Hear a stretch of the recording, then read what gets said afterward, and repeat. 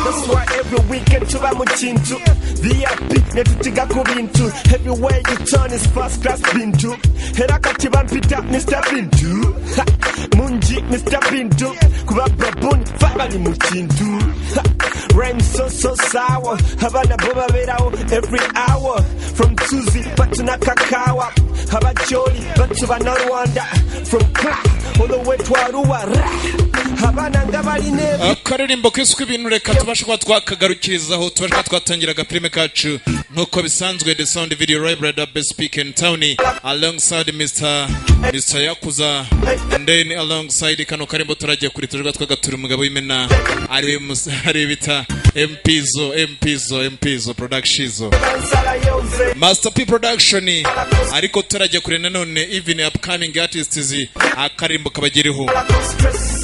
ntarajya kure nanone mbere ko tangira nikita episode 7 and 8 mwese mbifurije umwaka mushya wa 2011 ariko mbibutsa gukora cyane kuruta ibindi abemara ebintu mulia Nairobi Mwanza ebintu mulia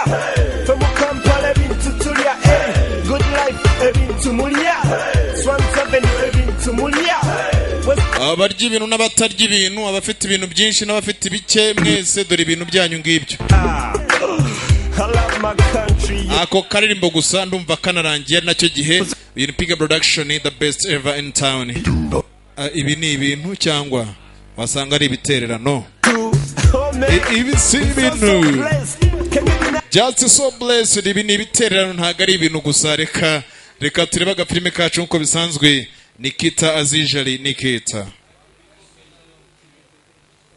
abantu bajya kwikopesha ibintu rero murumva ko mwagowe 6 years ago imyaka ijya kugera kuri 6 by'ukuri nabashe kuba nakurwa muri gereza bya gukorera division nzuko ndimo ndakorera leta babangije ko bakwangiza mu by'ukuri ibindanga bica n'umusore w'inshuti yanjye cyane byakabore twenda kuba twashinyira muri bita Daniel Manro recruits trained to serve division against their will. My partner nagira ngo mbashe kuba nagerageza kuba nahagarika division mbere ku byo bo bifuza kuba bakora mfite mwunganizi imbere bataramenya ko nkorana nawe Alex kuri cyo amazina yitwa Nikita ni episode ya 7 tujye twareba irangira turi episode ya 8 in the sound video library the best speaker in town ibyacu bidatinze kubarebya karangiye mukobwa bagenzi karangira ari guhabwa imyitozo ikomeye uko bagaha imyitozo ikomeye karate bahabwa imyitozo iri very intelligence